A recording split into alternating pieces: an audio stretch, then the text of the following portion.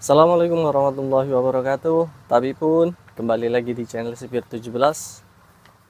Pada kesempatan ini kita akan membahas terkait syarat dan tata cara mendaftar CPNS penjaga tahanan atau Polsuspas. Sebenarnya terkait syarat dan tata cara ini hal yang mendasar bagi teman-teman untuk teman-teman itu ketika berminat di penjaga tahanan, tetapi banyak yang gagal paham di fase yang pertama atau yang dasar ini. Dan ya marilah kita bahas supaya ya siapa tahu kita bermanfaat lah, kayak gitu kan, kita membahas ini gitu.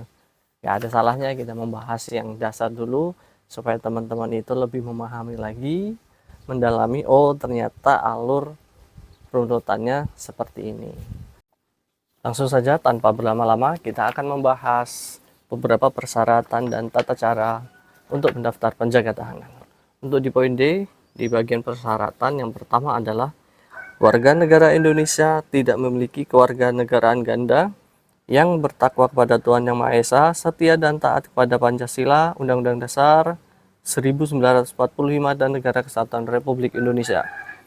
Kedua, memiliki karakteristik pribadi selaku penyelenggara pelayanan publik. Tiga, mampu berperan sebagai perekat NKRI.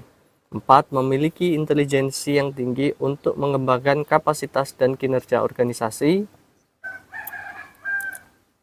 Lima, tidak pernah dipidana dengan pidana penjara berdasarkan putusan pengadilan yang telah mempunyai kekuatan hukum yang tetap karena melakukan tindak pidana kejahatan.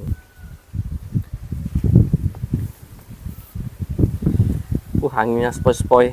6. Tidak pernah diberhentikan dengan hormat, tidak atas permintaan sendiri atau tidak dengan hormat sebagai PNS, anggota TNI atau Polri, pegawai BUMN atau BUMD, atau diberhentikan tidak dengan hormat sebagai pegawai swasta.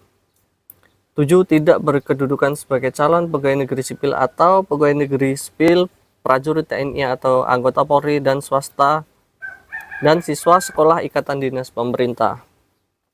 8. Tidak menjadi anggota atau pengurus partai politik atau terlibat politik praktis. 9. Memiliki kualifikasi pendidikan sesuai dengan persyaratan jabatan teman-teman. Sehat jasmani dan rohani sesuai dengan jabatan yang dilamar. 11. Tidak memiliki ketergantungan terhadap narkotika dan obat-obatan terlarang atau sejenisnya. 12. Bersedia ditempatkan di seluruh wilayah Negara Kesatuan Republik Indonesia dengan mendatangani surat pernyataan. 13. Bagi wanita tidak bertato atau bekas tato dan tindih atau bekas tindih anggota badan lainnya di telinga kecuali yang disebabkan oleh ketentuan agama atau adat, dan bagi pria tidak bertato atau bekas tato dan tindih atau bekas tindih pada anggota badan kecuali yang disebabkan oleh ketentuan agama atau adat. Nah, lanjut ke bagian penerimaan penjaga tahanan. Usia pada saat mendaftar adalah B. Minimal 18 tahun dan maksimal 28 tahun 0 bulan 0 hari untuk kualifikasi pendidikan SLTA sederajat. Poin 16. Tinggi badan untuk pelamar jabatan penjaga tahanan dan jabatan pemeriksa keimigrasian. A.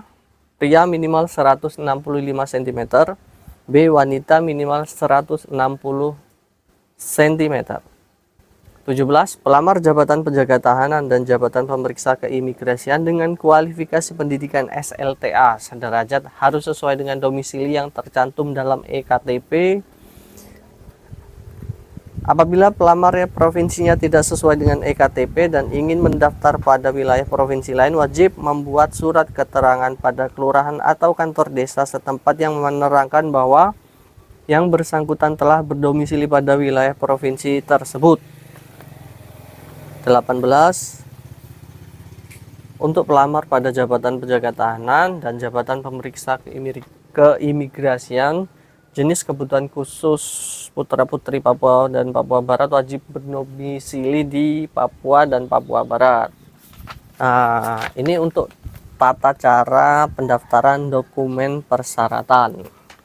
Jadi teman-teman itu pada saat awal akan mendaftar itu rekan-rekan tidak langsung datang ke lapas atau rutan di dekat rumah rekan-rekan ya. Misal di kota A itu ada lapas atau rutan, rekan-rekan datang ke situ daftar ke situ, enggak seperti itu caranya.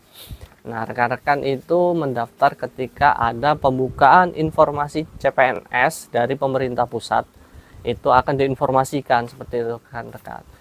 Nah, setelah itu rekan-rekan melihat nih formasi CPNS penjaga tahanan itu Kementerian Hukum dan HAM itu ada enggak, seperti itu rekan-rekan. Karena setiap provinsi itu ada yang dapat kuota, ada yang enggak kayak gitu. Untuk tata cara pendaftaran, A. Pelamar wajib melakukan pendaftaran secara online melalui laman https://secasn.bkn.go.id dan mengunggah dokumen persyaratan mulai tanggal sekian. B. Pelamar hanya boleh memilih satu pilih jabatan dan kebutuhan. Apabila terdapat kesalahan dalam pemilihan jabatan dan kebutuhan, maka akan menjadi tanggung jawab dari pelamar sendiri. Panitia tidak akan merubahnya. Jadi untuk persyaratan awal itu rekan-rekan harus membutuhkan KTP elektronik dan KK. Itu yang dipakai untuk nomornya, NIK dan nomor KK rekan-rekan. Pada poin C, pada saat pendaftaran secara online melalui laman sebagian di atas, pelamar harus mengisi NIK pelamar dan NIK kepala keluarga pada kartu keluarga atau nomor kartu keluarga, alamat email aktif, membuat password, dan membuat jawaban pengaman, lalu mengunggah pas foto berlatar belakang merah berukuran 4x6 foto minimal 120 KB dan maksimal 200 KB, tipe dokumen JPG, dan mencetak kartu informasi akun.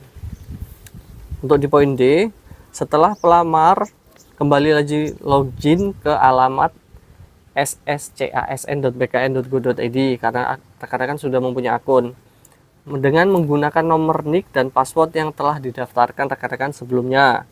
Kemudian pelamar mengunggah foto diri pelamar, swafoto itu menggunakan cetak kartu tadi, dan rekan-rekan seperti ini fotonya biasanya untuk tahun kemarin. Yang sedang memegang kartu informasi akun dan EKTP, surat keterangan perekaman EKTP sebagai bukti telah melakukan pendaftaran foto. Dalam kurung foto minimal 120 KB, maksimal 200 KB, tipe dokumen JPG. Pelamar memilih instansi Kementerian Hukum dan HAM, jenis kebutuhan dan jabatan sesuai dengan pendidikan, serta melengkapi data dan informasi yang tersedia khusus pelamar dan SLTA sederajat. Wajib mengunggah dokumen yang dipersyaratkan. Apabila telah lengkap, pelamar dapat mencetak kartu pendaftaran sscasn.bkn.go.id. Jadi waktu rekan-rekan sudah login kedua, itu rekan-rekan itu mengunggah seperti soft file bentuk PDF, itu ijazah rekan-rekan, transkrip nilai rekan-rekan, nomor ijazah rekan-rekan, dan lain sebagainya lah, banyak benar itu yang diunggah itu. Sebenarnya kita nggak terlalu ribet sih, karena kita aja yang kita membayarkan itu tuh ribet kayak gitu. Tapi kalau kita lewatin ya sebenarnya nggak ribet. Nah, sementara itu saja rekan-rekan. Apabila rekan-rekan ada yang dipertanyakan, silahkan ditulis di kolom komentar. Dan apabila video ini bermanfaat, silahkan share dan bagi. Jangan lupa like, komen, dan subscribe. Terima kasih. Pemasarakatan pasti, Lampung saya pasti kece. Wabillahi taufiq wal hidayah. Wassalamualaikum warahmatullahi wabarakatuh.